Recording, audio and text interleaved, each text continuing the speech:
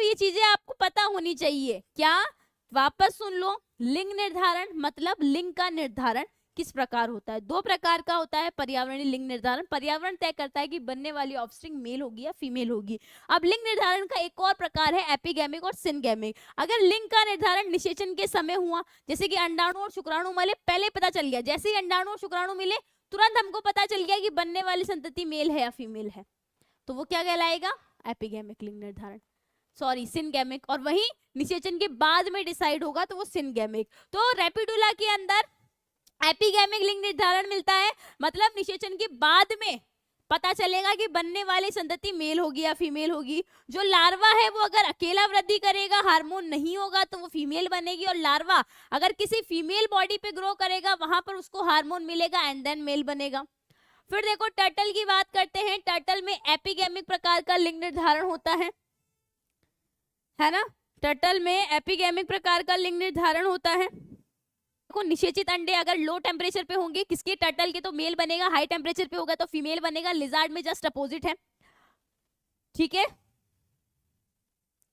अब अपन बात करते हैं किसकी? अब अपन बात करते हैं पर्यावरणीय लिंग निर्धारण की, ठीक, सॉरी क्रोमोसोमल लिंग निर्धारण की। यहां पर देख लो सेकंड टाइप है क्या? क्रोमोसोम या फिर गुणसूत्र निर्धारित करेगा बनने वाली संतति मेल है या फीमेल। कैसे होगा डिसाइड? देखो आपको पता है हमारे अंदर जो गुणसूत्र होते हैं, लाइक अगर हम ह्यूमंस की बात करें तो हम ह्यूमंस में टोटल आपके 46 क्रोमोसोम होते हैं। हम ह्यूमंस में आपका क्रोमोसोमल लिंग निर्धारण होता है, ठीक है। और सिनगैमिक टाइप का होता है, जैसे ही इनिशिएशन हुआ तुरंत पता चल जाता है कि बनने वाली संतति मेल होगी या फीमेल होगी, ठीक है। तो हमारे अंदर या फिर किसी भी जीव के अंदर जो भी गुणसूत्र होते हैं, दो प्रकार के गुणसूत्र होते हैं। अलिंग गुणसूत्र जिसे अपन ऑटोसोम बोलते हैं। ये गुणसूत्र क्या करते हैं? लिंग का निर्धारण नहीं करते, नाम से समझ में आ रहा है, अलिंग गुणसूत्र। वही एक और गुणसूत्र होते हैं लिंग गुणसूत्र, और ये गुणसूत्र क्या करते हैं? लिंग का निर्धारण करते हैं। लिंग गुणसूत्र एलोसोम, ये गुणसूत्र लिंग का निर्धारण करते हैं। एग्जाम्पल की बात करें तो हम ह्यूमंस के अंदर अगर हम देखें तो टोटल 46 क्रोमोसोम होते हैं, जिसमें से 44 एलोसोम है, सॉरी ऑटोसोम है जो लिंग का निर्धारण नहीं करते। जो 2 क्रोमोसोम है एक्स और वाई, ये आपके एलोसोम है, और ये एलोसोम लिंग का निर्धारण करते हैं, ठीक है। ये एलोसोम क्या करते हैं? लिंग का निर्धारण करते हैं। कैसे करते हैं? इनको अपन ऐसे लिख सकते हैं, अगर फीमेल है तो दोनों XX है और मेल है तो X और Y है। विदेश जाएगा,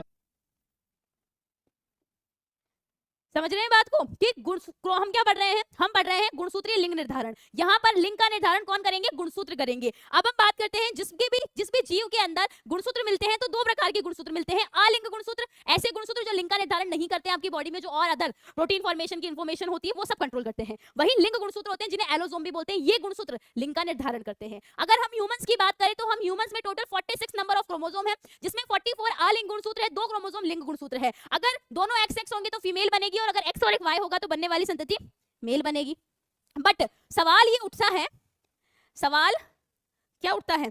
सवाल ये उठता है कि यार पहले के टाइम पे कैसे पता चला कि X और Y ही लिंग का निर्धारण कर रहे हैं? पहले के टाइम पे X और Y गुणसूत्र ही लिंग का निर्धारण करते हैं, पर हमको पहले के टाइम पे ये कैसे पता चला कि ये लिंग का निर्धारण करते हैं? तो इसके लिए सुनो। अब सबसे पहले आपके आए साइंटिस्ट हैकिंग। हैकिंग नामक साइंटिस्ट आए 1819 में। हैकिंग नामक साइंटिस्ट आए 1819 में। ये क्या कर रहे थे? कीटों में शुक्र जनन पर, जो आपके हैकिंग नामक साइंटिस्ट थे, उन्होंने 1819 में कीटों में शुक्र जनन पर कार्य किया। और उन्होंने जब शुक्र जनन पर कार्य किया, मतलब मेल के ऊपर कार्य किया, और उसने उसमें स्पर्मेटोजेनेसिस देखा, तो देखा उसने कि 50% शुक्राणु में एक न्यूक्लियर संरचना मिल रही है, जिस न्यूक्लियर संरचना को उसने XY बोला, और आगे जाके यही XY X क्रोमोसोम बना। वही 50% शुक्राणु में ये संरचना नहीं मिल रही थी। जिन 50% शुक्राणु में ये संरचना नहीं मिल रही थी, तो वहां पर क्या था? मेल बन रहा था।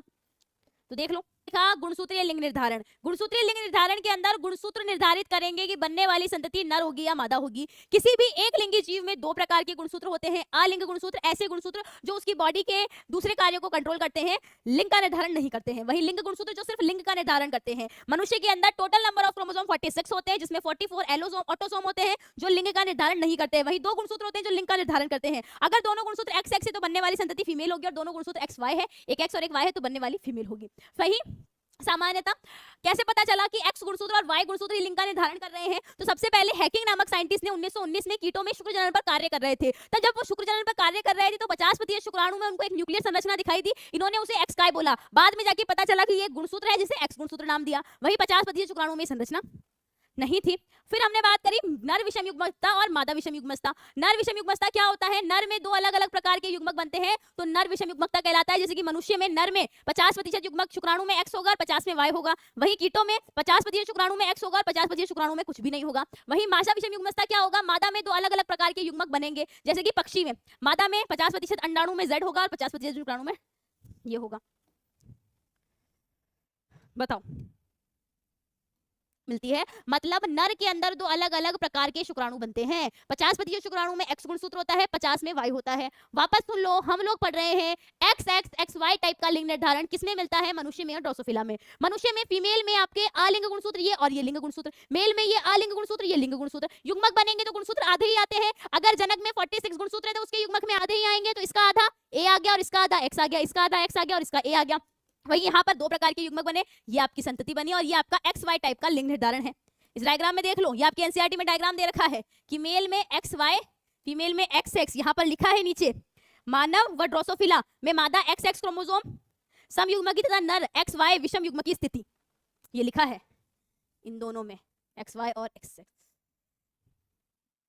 मानव और ड्रोसोफिला में क्या है? नर विषम युग्मकता है।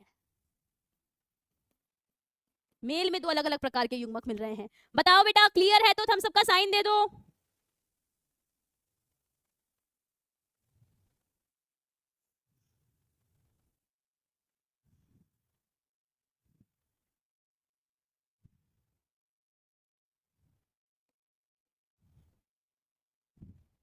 कि आप देख सकते हैं कि एक्स एक्स एक्स टाइप का लिंग निर्धारण किसमें मिलता है? मनुष्य में और ड्रोसोफिला में। फर्स्ट वाला हमेशा फीमेल है, लास्ट वाला हमेशा मेल है। फीमेल में आपके 2a + XX क्रोमोसोम होते हैं, मेल में 2a + XY होते हैं। गैमेट बनते हैं, फीमेल में एक ही प्रकार की गैमेट है, मेल में 2 प्रकार की गैमेट है, दैट्स व्हाई मेल हेटेरोगैमेटी। वही एक्स एक्स और एक्स जीरो टाइप का लिंग निर्धारण किसमें मिलता है? इंसेक्ट वगैरह में मिलता है। यहाँ पर भी मेल में 2 टाइप के गैमेट्स बने हैं। वही ZW ZZ टाइप का लिंग निर्धारण पक्षी और सरीसृप में मिलता है। वही यहाँ पर फीमेल में 2 टाइप्स ऑफ गैमेट बनते हैं और वहीं बटरफ्लाई में भी फीमेल में 2 टाइप ऑफ गैमेट्स बनते हैं, दैट्स व्हाई यहाँ पर भी फीमेल हेटेरोगैमेटी ही मिलती है।